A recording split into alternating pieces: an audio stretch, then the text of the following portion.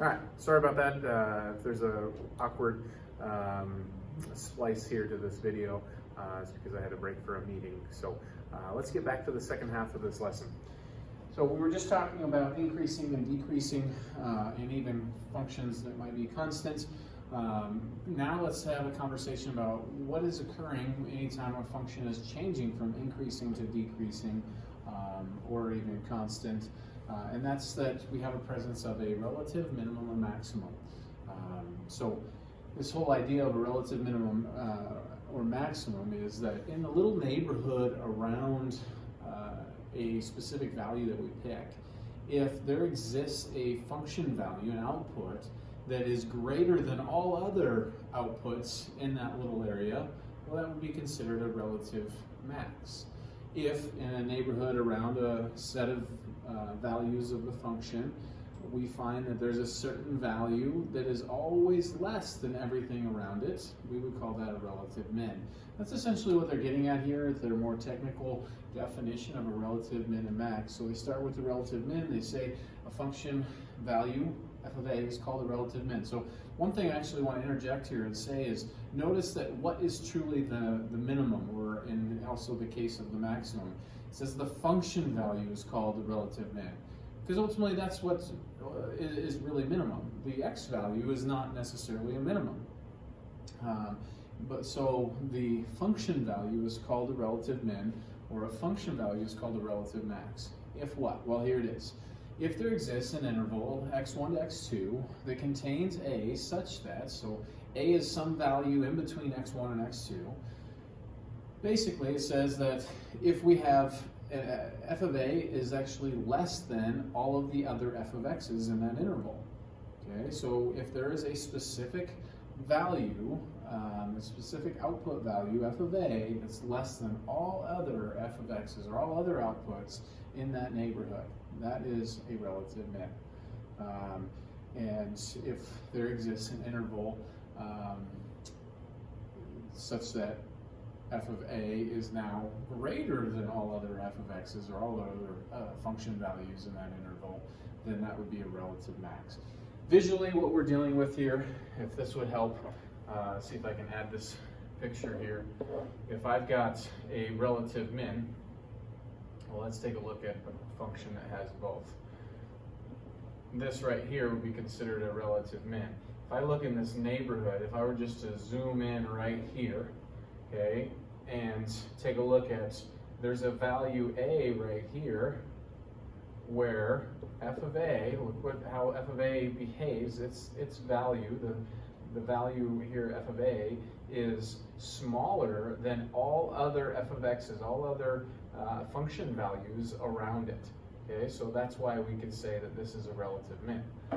Likewise, if I were to look at right here and now call this a, my f of a right here is now greater than all other outputs in this neighborhood around it. So that's why we would call that a relative max. Okay. Now the idea of relative is that whole idea of in close proximity, just like hopefully a relative to you and your family is, and that's why that term is used there.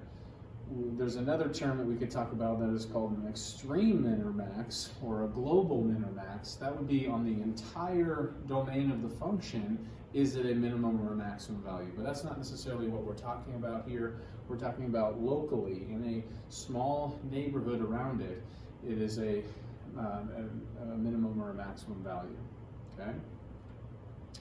So here is a picture showing the same kind of idea. We've got some relative mins and maxes in those areas. Again, we will study a technique for finding the exact point of a minimum or maximum on a second degree polynomial, also known as a quadratic. We'll deal with that, but it says for the time being, again, think about what the title of this lesson is, graphs of functions. We're going to be using a graphing utility, a graphing calculator, desmos.com, something like that, to be able to find the reasonable approximations of these points. Okay? Next, let's talk about average rate of change. We actually did this when we were working with our difference quotients in our last lesson. ultimately, what that difference quotient formula is a slope of a secant line, which is what an average rate of change is finding, okay? So we've learned that the slope of a line can be interpreted as a rate of change. So now let's talk about, it says for a nonlinear graph whose slope changes at each point, the average rate of change between any 2 points is just the slope of the line through those 2 points. So you see pictured here in this figure 1.62, you've got a nonlinear function, that black curve. We've got 2 points that we can pick out. We call one x1, f of x1, x2, f of x2. Those 2 points, if I were to find the slope of that secant line, again, if you remember your definitions of secant versus tangent, and with circles, it's the same kind of idea. That is a secant line passing through those 2 points. If I found that slope, we would call that the average rate of change, okay? So that is really, when you see the phrase average rate of change, I just want you to think slope. And that's something that we've been doing since Algebra 1, maybe even pre-algebra days. Okay, so the line through those 2 points is called a secant line. We already mentioned that the slope of that line could be denoted as m subscript sec for secant. But ultimately, it's just slope. You're just doing a change in your y's over change in x's. Okay, so that leads us to another example that we can work on together. Find the average rates of change for this function, f of x equals x cubed minus 3x, and then a few different opportunities to try this. Okay, so once again, good idea for you to pause the video and try this on your own. I'll switch over to the dot cam and let's work on this together. Sorry, it takes a second to do that. I'll zoom in here. On the average rate of change of the function, f of x equals x cubed minus 3x from x equals -2 to 0. Well, notice what we have here. We have 2 x values. If I'm going to do slope, because I told you when you see average rate of change, I just want you to think of slope. Okay, so we're going to find the slope of that secant line again. Well, in order for me to do that, I need the y-coordinates to go with this. Well, how can I find the y-coordinates, or the outputs? Well, let's plug it in, substitute it into the function for x, and let's see what we get as f of x. So we want to know, what's f of -2? Well, it's cube -2. Hopefully you know that that's -8. And then I'm going to subtract 3 times -2. Well, 3 times -2 is -6. So this is minus -6, or adding 6 to -8. -8 add 6, we get -2. So the y-coordinate that goes with this is -2. Substitute 0 in. 0's cubed is 0 minus 3 times 0 is 0, so 0 minus 0 is 0. So it looks like the y-coordinates for these 2 chosen x-coordinates are identical, okay? So in that case, my subtracting of my y's is going to be the same as my subtracting of the x's, and so if that's the case, I have something divided by itself. Hopefully you know you're going to end up with 1. I'll go ahead and show the work, but we should end up with an average rate of change of 1 here because I am subtracting the exact same values. But change in y's, pick your favorite way of subtracting your y's. I like 0 minus -2 to force that plus in there, excuse me. And if that's the case, I need to subtract my x's in the same order. So that makes a big fat plus. 0 plus 2 is 2. 2 divided 2, this is what I was talking about.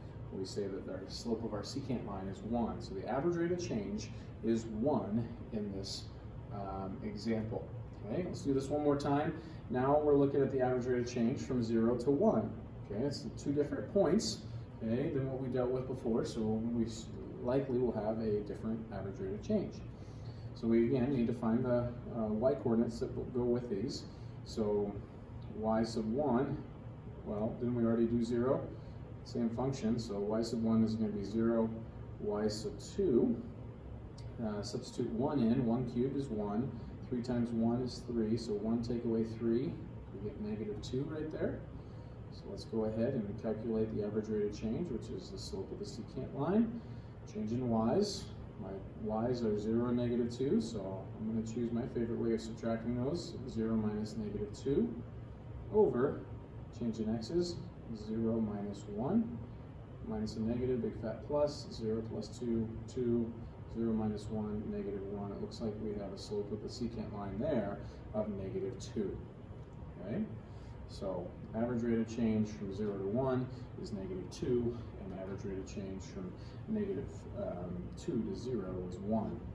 Okay, if I switch one back over, I think they have included a graph of this function just to give you a visual. What is it that you're finding? What we just found are the slopes of those two gray secant lines. Okay, now hopefully you'd look at this and also agree that the second one that we did does a better job of representing how the function is doing, or what the function is doing in those in that interval from 0 to 1. Because look how close that secant line is to the curve. Okay, but as you look at the graph there, I think you can see that the slope, and you'd agree that the slope of that increasing gray line is exactly 1, and the slope of the decreasing gray line is -2. So I think we did that correct. All right, so that's average rate of change. Again, I can't stress it enough. When you see average rate of change, I want you to think slope. Okay. All right, we're going to somewhat finish up this lesson by talking about even and odd functions. This is actually something that we have done already. We're just now going to somewhat change the name. You see, we talked about graphs of equations and the symmetry that exists, and specifically 3 ways. We've talked about symmetry with respect to the x-axis, symmetry with respect to the y-axis, and symmetry with respect to the origin. Well, one of those symmetries does not exist in functions. And since we're focusing, again, think of the title of this lesson another time, it was graphs of functions. We are specifically focused on functions right now. So which one of those symmetries does not exist with functions? Hopefully you would agree that that would be x-axis symmetry. Because if a graph of an equation has x-axis symmetry, then I could fold on top of the x-axis and it would land on top of itself. That would mean that there are x values, a bunch of them, that have 2 different y values stacked on top of each other, so that when you fold, they would land on top of each other. So we are completely doing away with x-axis symmetry once we talk about functions, because it just doesn't exist. So we're going to talk about even and odd functions, which are really just y-axis symmetry and origin symmetry, respectively. Okay. So that's kind of what the lead up in that paragraph mentions, that I want you to make an association of y-axis symmetry with an even function and origin symmetry with an odd function. Very easily, origin and odd both start with the letter O. Okay. Now, you'll notice that it's a slightly different wording for the tests for even and odd functions, but it's ultimately not all that different. When we talked about y-axis symmetry, which even functions have y-axis symmetry, remember when I was teaching you earlier to do your y-axis symmetry test, I wanted you to take x and replace it with -x. Well, look what you're doing. You're substituting -x in the place of x in the function. And you're simplifying and seeing, does it make f of x? Okay. Well, for origin symmetry, if you remember, on origin symmetry, a couple things to mention. First off, I think we saw this occur quite often, that if the result we got from y-axis symmetry test and x-axis symmetry test were the same thing, then we knew that we had origin symmetry. Well, that's exactly what we see pictured here. If I substitute x in for -x in for x right there, and I also do the replace y with -y, which is what this notation and function notation is saying, and they are the same thing, we have origin symmetry. Or maybe this is an easier way of picturing it, and that is, there's nothing stopping me from manipulating this equation that's written to say the following: negative f of -x equals f of x. This is exactly what we did in origin symmetry test. Origin symmetry test, we said let x go to -x, let y go to -y. Simplify, do we get our original function? Look, let x go to -x, let y go to -y. Does it equal our original function? Okay. So there's slightly different notation, using function notation to identify even and odd functions, but really, ultimately, you're doing the same thing as we did with the symmetry tests. Okay. But I would encourage you, notice how both of these start. The test for even or odd functions. Figure out what is f of negative x. For both even and odd functions, we want to evaluate that to begin with. And then does that equal the original function, or does that equal the negation of the original function? Negation meaning making the entire original function negative. If it equals the original function, it's even. If it equals the opposite or the negation of the original function, then it is odd. Okay? So a lot to kind of digest there. Let's take a look at an example. And I don't like how these examples are written, so I wrote them slightly differently on the whiteboard here. So let's take a look at them together. Those examples were pretty much written just basically telling you what the function is. Here I want us to determine. Okay? So, I'll zoom in here a little bit. Determine if the function's even, odd, or neither. Okay, so again, as that test that you saw on that previous slide said, we need to figure out what is, well, it said f, this would be g of negative x. That's where we go on the test for even or odd every single time. So what does this equal? Well, this says take your function g and replace its input with negative x. So that's negative x is a quantity that needs to be cubed minus negative x. Okay? And I'm checking, does this equal, I want to know in the end, does this equal g of x or negative g of x? That's what I want to know. Or maybe neither. This right here would be even, this right here would be odd, or neither is also an option. Okay, so let's keep cleaning this up. Negative x times itself 3 times. Negative x times negative x times negative. Well, negative x that is.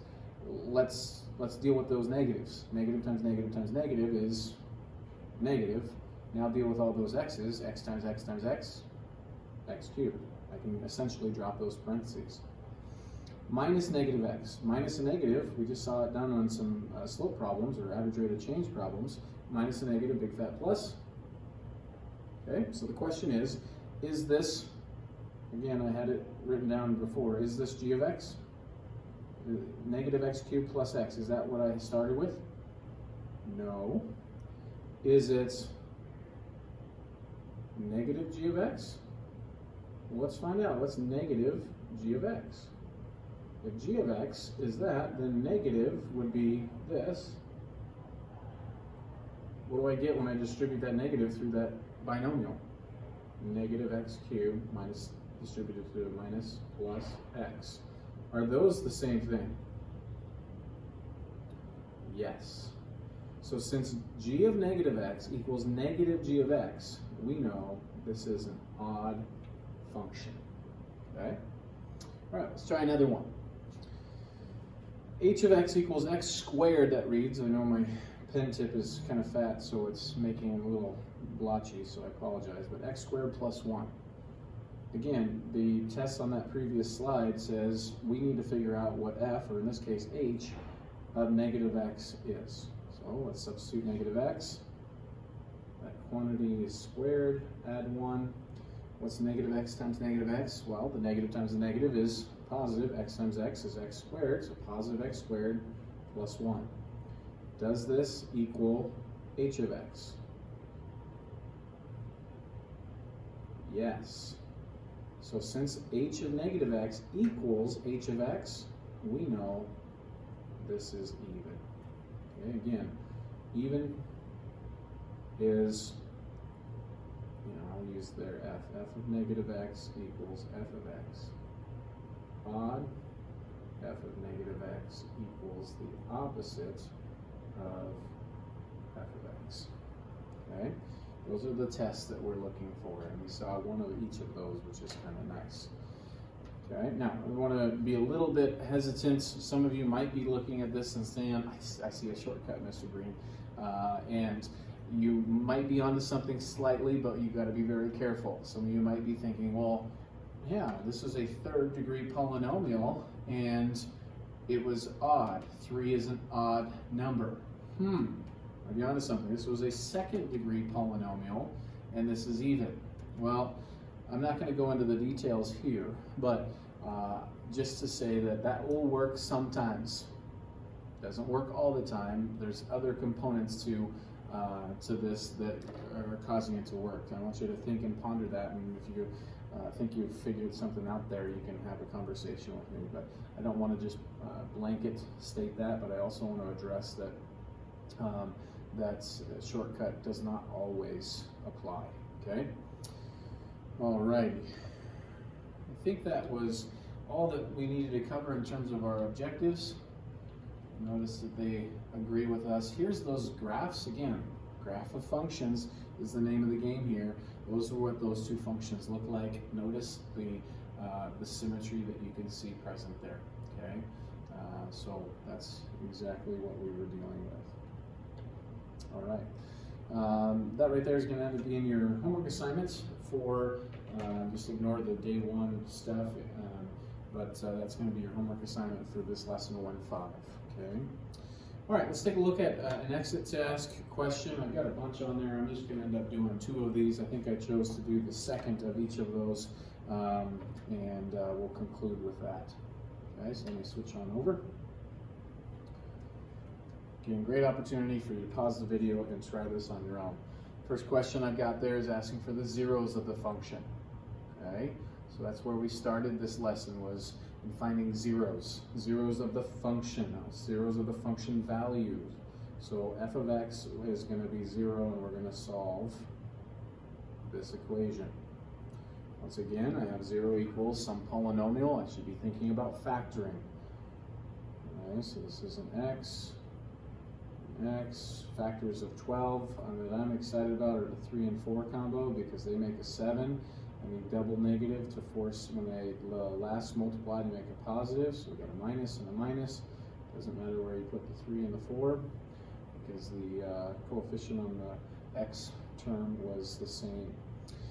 Go ahead and set each factor equal to 0, and you learn that x equals 3 and 4. Those are your 2 zeros of the function.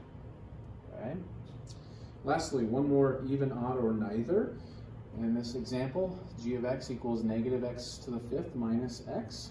So once again, in order to do even or odd, we both are, on both of them, we're determining f of negative x. With even, that just makes f of x. With odd, that's negative f of x. Okay, so let's find, in this case, g is our function name, so we'll say g of negative x and figure out what is that. Well, negative x to the 5th, order of operations, negative, substitute my negative x in to the 5th, parentheses are in the appropriate location, minus negative x. Okay, so let's start cleaning this up. What's a negative times itself an odd number of times? Negative. That negative times by that negative is going to make a positive. And then x times itself 5 times is x to the 5th. So I have x to the 5th. A negative minus a negative makes a big fat plus. So that's what g of negative x simplifies to. It's just x to the 5th plus x. Now, question, is that even our original function? Is this g of x? No. G of x has negatives in there. So is this odd, which is the negative of g of x? Well, yeah. So negative g of x is negative of negative x to the 5th minus x.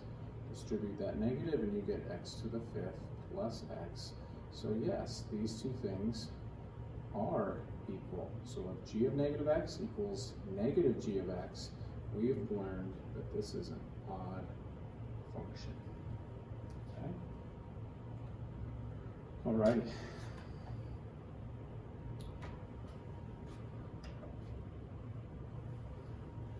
So hopefully that helps.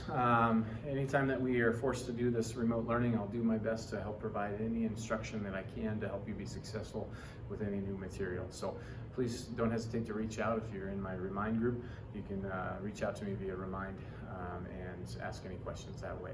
Unfortunately, email is currently still down, so that's probably going to be your best way to get in touch with me. Hope this helps and that you're staying safe. Catch you later. Bye.